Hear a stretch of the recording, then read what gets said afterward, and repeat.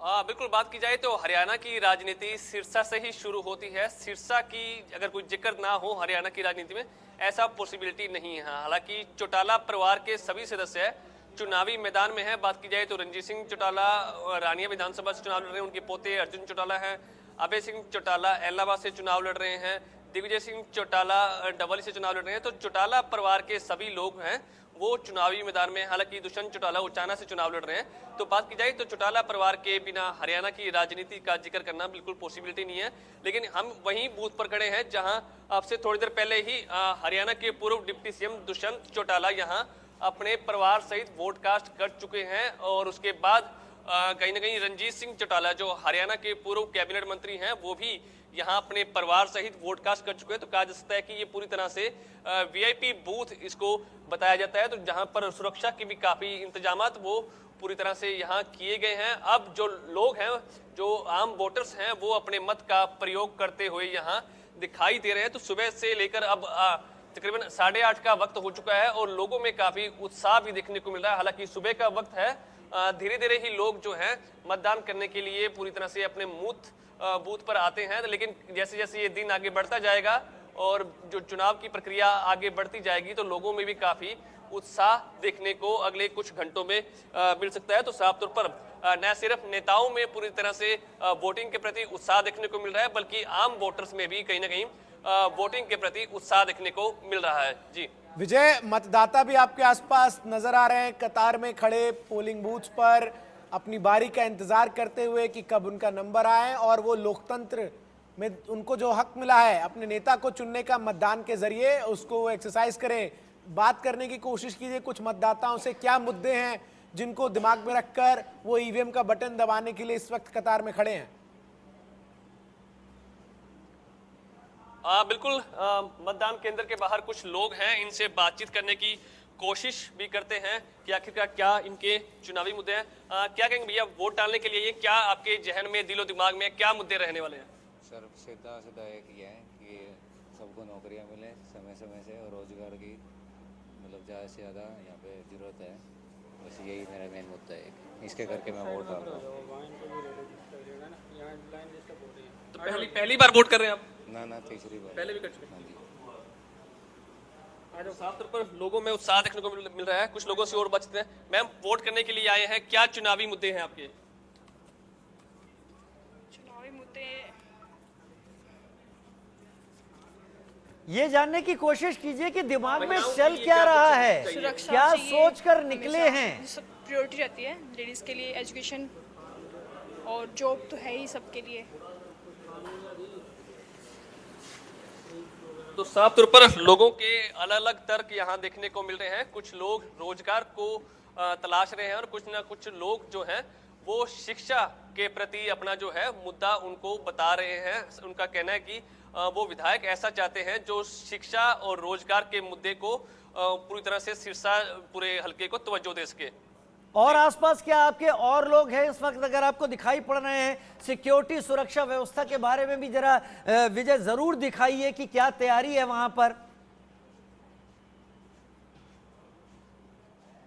बिल्कुल, सुरक्षा की बात की जाए तो सुरक्षा के मद्देनजर यहाँ पुलिस के जवान पूरी तरह से मतदान केंद्र के यहाँ तैनात किए जा रहे हैं। और जैसे जैसे लोग यहाँ आ रहे हैं तो वहां पर जो सिक्योरिटी की जो मूवमेंट है वो लगातार यहाँ बढ़ती जा रही है। दूसरे बूथ का भी आपको यहाँ तस्वीरें दिखा दें कि यहाँ काफी जो उत्साह है वो आम लोगों में देखने को मिल रहा है। हालांकि सुबह का वक्त है और सुबह के वक्त आम लोग जो है वो कम ही दिखाई देते हैं, लेकिन जैसे जैसे बात कीजिए लोग हैं, बात कीजिए। लोगों में उत्साह भी यहाँ बढ़ता पूछिए दिमाग में क्या है इन लोगों के। बातचीत भी करते हैं।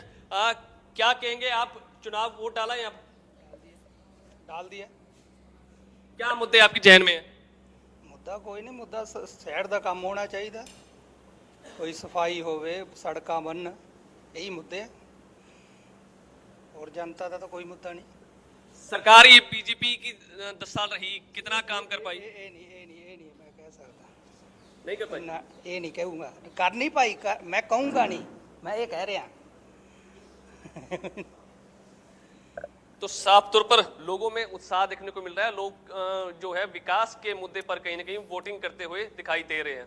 बिल्कुल बिल्कुल, लेकिन एक और अहम सवाल जो कि मेरे सहयोगी राजीव ने आपसे शुरुआत में किया था, सिरसा जब भी जिक्र होता है तो इस सीट पर, इस पूरे क्षेत्र में डेरा का विशेष प्रभाव जो है वो नजर आता है और कई बड़े सवाल भी खड़े हुए जब राम रहीम को पेरोल दी गई एक बार फिर से। हालांकि वो मौजूद नहीं है वहां पर, लेकिन कहा यह जाता है कि वो मौजूद हो या ना हो, लेकिन संदेश उनके समर्थकों तक, उनके अनुयायियों तक पहुंच ही जाता है।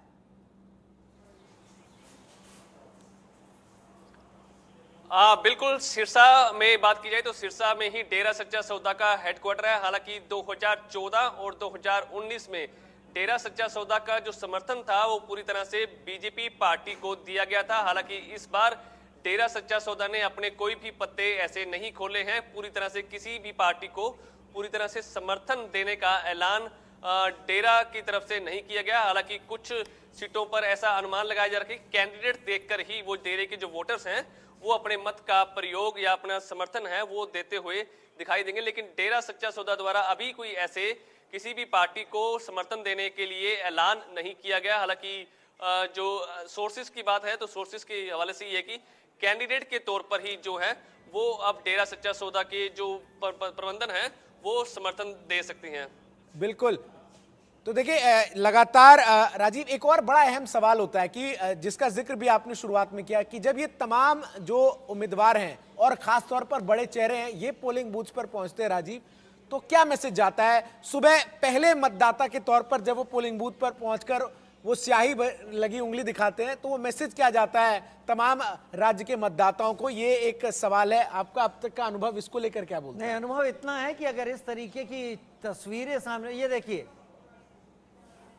जी, और इस वक्त हम तस्वीरें लगातार दिखा रहे हैं, तस्वीरें बहुत ज्यादा खास हैं। लेकिन मैं यहाँ पर ये कहना चाहूंगा, जब बड़े चेहरे दिखाई पड़ते हैं कि वो वोट करने के लिए निकल रहे हैं तो वो जनता के बीच में संदेश दे ले जाते हैं कि जनता भी निकले। मुख्यमंत्री नायब सिंह सैनी इस वक्त एक गुरुद्वारे में दिखाई पड़ रहे हैं, माथा टेकने के लिए पहुंचे हुए हैं। इस वक्त मतदान करने से पहले पहुंचे थे मुख्यमंत्री नायब सिंह सैनी, गुरुद्वारे भी गए राजीव, मंदिर भी गए, तमाम जगहों के चक्कर जो है वो लगा रहे और फिर मतदान करने गए। लेकिन किस्मत का फैसला लोकतंत्र में जनता जनार्दन आज ईवीएम में उनके कैद कर देगी। जी हाँ, जनता जनार्दन के तो दर पर मत्था पिछले कई दिनों तक टेकते रहे, लेकिन 1.5 दिन पहले चुनाव प्रचार खत्म होने के बाद अब ईश्वर और गुरुद्वारे मंदिर के मत्थे टेकने का समय है। और तस्वीरें चंदन जो होती है ना जी, ये तस्वीरें 1000 शब्दों के बराबर होती हैं। ये तस्वीरें बिना कुछ कहे लोगों तक मैसेज पहुंचाती हैं और नेता अक्सर ऐसे मौकों पर इन तस्वीरों का लाभ जरूर उठाते हैं। जो हम देख पा रहे हैं इस वक्त, हमारे संवाददाता भी अलग अलग जगह हैं, वोट डालने के लिए लाइनें भी लग रही हैं। आज कुछ खास बात है कि आज थोड़ा सा मौसम भी उतना तीखा नहीं है, कुछ बादल हैं, सुहावना है, थोड़ा सुहावना है, तो इसमें लोग निकल जाएंगे और लोगों को दिक्कत नहीं होगी। अक्सर होता था कि सुबह 7 बजे के बाद से 11 बजे तक तो पीक पे रहती थी पोलिंग, उसके बाद फिर वो ढलती थी, फिर धीरे हो जाती थी।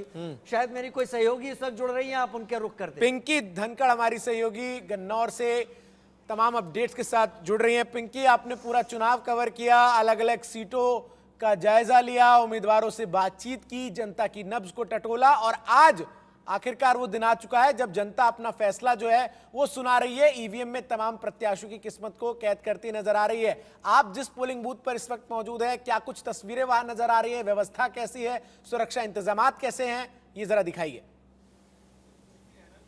बिल्कुल बिल्कुल राजीव जी, और सभी पार्टियों ने जिस तरीके से शक्ति प्रदर्शन अपना दिखाया है उसके बाद 1031 प्रत्याशियों की किस्मत जो है आज मतदान पेटी में कैद होने जा रही है और लगातार कतारें लंबी लगी हुई हैं। गन्नौर विधानसभा सीट पर हम लोग मौजूद हैं जहां पर बूथ नंबर 88 पर हम लोग मौजूद हैं और यहां से बड़ी खबर ये आई है राजीव जी कि इस बूथ नंबर पर जो है मशीन 1.5 घंटा देरी के साथ चली है, इसलिए यहाँ पर मतदान में 1.5 घंटे की देरी बताई जा रही है क्योंकि यहाँ पर कुछ तकनीकी खामी आ गई थी जिसके चलते यहाँ पर ये मतदान में देरी हुई है। लोगों की कतारें अभी भी लगी हुई है और इसी चीज को लेकर हम बात कर लेते हैं। सर, बताया जा रहा है कि यहाँ पर देरी से मतदान शुरू हुआ है, तकनीकी कुछ खामी आई है, क्या खामी आ गई थी?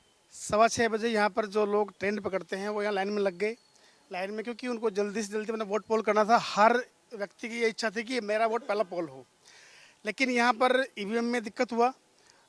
ईवीएम को जब इन्होंने चेक किया, वीवीपैट वगैरह नहीं निकल रहा था, उसके बाद टेक्नीशियन आए, उसको सील किया दोबारा से ठीक करके। जब सील करने के बाद दोबारा फिर जैसे कि बैलेट दिया तो बैलेट नहीं दबा, पोल नहीं आया वोट। तो यहाँ पर लोगों में काफ़ी रोष रहा है और करीब 1.25 से 1.5 घंटा यहाँ पर वोटिंग देरी से शुरू हुआ है। और सभी की डिमांड ये है, ये बूथ नंबर 88 की, कि कम से कम 1 घंटा में एक्स्ट्रा दिया जाए। यहाँ पर लोगों में बड़ा रोष है, क्योंकि अगर 1 घंटा एक्स्ट्रा नहीं दिया जाएगा तो मतदान कम रहेगा। सर ये कितनी देरी से शुरू हुआ है, क्या वक्त वो रहा होगा, क्या समय बजा होगा जब ये मतदान शुरू हुआ है यहाँ पर? ये 8:15 और 8:30 के करीब चालू हुई है। तो मतदान शुरू हुआ है। जी जी। और इसमें हमारा अगर हमें एक्स्ट्रा नहीं दिया गया टाइम तो उसमें हमारा जो प्रतिशत है वोट का वो कम होगा, क्योंकि जो नौकरी पेशे पे या प्राइवेट काम करने वाले व्यक्ति हैं वो सवेरे सवेरे आके लाइन में लग गए थे, लेकिन ईवीएम के खराब होने के कारण वो अपना मतदान नहीं कर पाए और वे लंच में या ऐसा कुछ वो बेचारे आएंगे दोबारा से या फिर 5 बजे के बाद आएंगे। तो इस मतदान करने के लिए यहाँ पर लोग आए थे, उन्होंने इंतजार किया, इंतजार करके वो वापस चले। वो वापस कुछ लोग वापस चले गए हैं। वो ये कह के भाई लंच में आएंगे, अगर लंच में भी नहीं मिला उनको टाइम तो 5 बजे के बाद अपनी ड्यूटी ऑफ करके आएंगे। लगता है ऐसा तो है कि ऐसी मैं एक चाहता हूं इक्का कि दुक्का प्रशासन से मांग घटनाएं करता हूं। अक्सर चुनाव में सामने आती रहती हैं। आप लगातार कवरेज में रही, आप लोगों तक नजदीकी चौपाल पे गई हैं, ताइयों से मिली हैं, ताऊ से मिली हैं और सब डिटेल ली है। यहाँ जो लोग इस वक्त लाइन में लगे हैं, पहली बात तो ये मैं कहूंगा कि लाइन बहुत है। ये तस्वीरें इस वक्त आपके बिल्कुल टेलीविजन मैं स्क्रीन पर चाहूंगी हमारे कैमरामैन से, और आप देखिए यहाँ पर जो है पुरुषों की लाइन लगी हुई है और इसी के साथ राजीव जी दूसरी तरफ अगर हम दिखाएंगे, हमारे कैमरामैन से कहना चाहूंगी उस तरफ महिलाओं की लाइन लगी हुई है। और हम बात करना चाहेंगे, एक दादी जी हमें यहाँ पर नजर आ रही है। दादी जी राम राम। राम राम। मतदान करने के लिए आप कतार में लगी हुई हैं, कब से लगी हुई हैं? अभी लगे हैं हम तो, अभी आके लगे अभी हैं। लगे हैं हम, झूठ नहीं बोलेंगे। सुबह सुबह सबसे पहला काम आज वोट देने का किया जा रहा है। सही बात है, ये तो करना ही पड़ेगा, ये तो सबका फर्ज है ना करना। क्या लोगों से अपील करेंगे? क्या अपील करें, बोलो। बताइए लोगों को। वो तो सब अपनी अपनी जगह आए हुए हैं। लोगों को बताइए, पहले मतदान उसके बाद जलपान। अच्छा, जलपान तो हम कर रहे हैं। करके आए हो जलपान? लेकिन फिर भी जलपान करके आई है, झूठ नहीं बोल रही है दादी जी, लेकिन उसके बाद भी आ गए हम, यही बोलते हैं ना। लेकिन उसके बाद भी समय से आई हैं। अक्सर क्या होता है, महिलाओं को सुबह के समय पर घर में बहुत सारे काम होते हैं, वो काम निपटाने के बाद जो है महिलाएं यहाँ पर सीधा पहुंची हैं और अपने मताधिकार का प्रयोग करने के लिए राजी थी। उस खाने को खा के वोट करो। बिल्कुल, ये बिल्कुल राजीव जी आपने बिल्कुल सही कहा। और दूध दही का खाना है हरियाणा में, पहले एनर्जी ली है दादी जी ने, ताई जी ने, और उसके बाद वो अपने मताधिकार का प्रयोग करने के लिए यहाँ पर आई हैं। जी बिल्कुल। क्या कुछ मुद्दे हैं जिन पर वोट करने आए हैं? नाम मत बताइएगा किसे कर रहे हैं, पार्टी मत बताइएगा, सिर्फ मुद्दे आपसे पूछ रहे हैं। क्या ऐसी चीजें हैं जो सबसे पहले आपके एरिया में होनी चाहिए, वो कौन से काम हैं? सबसे पहले तो बेरोजगारी खत्म हो और महिला की सुरक्षा हो, और उसके बाद शिक्षा का मजबूत होनी चाहिए, रोड मजबूत होने चाहिए। आजकल रोडों पे इतना पानी भरा रहता है, कहीं को गड्ढे, कहीं सीवर खुल रहे हैं, कहीं कुछ खुल रहा है। ये सब काम हो है, चाहे सरकार काम करता है और कौन जो कहते हैं ना अंतिम छोर का व्यक्ति उसको फ़ायदा पहुंचा सकता है, चाहे वो किसान हो, चाहे हमारी महिलाएं हों, हमारे जो हैं नौजवान बच्चे हों, सारे के सारे, और व्यापारी भाई हों, मजदूर हों, सबके लिए जो जनहित कार्यकारी सरकार है उसको आज जो है चुनकर सब भेजें। क्या उम्मीद है आपको, तो शाम से क्या रिजल्ट आने वाले हैं? निश्चित तौर पे जो है कमल का फूल खिलेगा, क्योंकि लोगों ने देखा है कि हमने काम करके दिया है, क्षेत्रवाद हमने नहीं करा, और हमारे साथ जो एक संघर्ष का रास्ता जो है वो तय करा है पिछले 20 सालों में मैंने, और आज जो है श्रुति उस रास्ते को आगे ले जाने के लिए जो है तैयार है। और इसने तो पहले भी बहुत काम करा है, सांसद रही हैं, गांव-गांव के अंदर सांसद निधि इनकी लगी है, इनकी सांसद निधि के ज़रिए पानी का जो है काम, पानी की टंकियों का, वो हर एक गांव-गांव के अंदर श्रुति ने करा है। तो निश्चित तौर पे जो तोशाम की जनता है वो हमारा परिवार है, और तोशाम हमारा घर है, और परिवार और घर होने के नाते नेचुरली आज के दिन जो है ये परिवार का दिन है। बीजेपी से राज्यसभा सांसद किरण चौधरी को आप सुन रहे थे। अब तक कांग्रेस के लिए विधानसभा चुनावों में ये वोट अपील करती नजर आती थी, लेकिन इस बार बीजेपी के प्रत्याशियों के लिए अपील कर रही हैं। बेटी इनकी श्रुति चौधरी वो चुनाव लड़ रही है। तमाम सहयोगी लगातार जो है वो ग्राउंड जीरो पर इंडिया न्यूज की मौजूद है। 90 की 90 विधान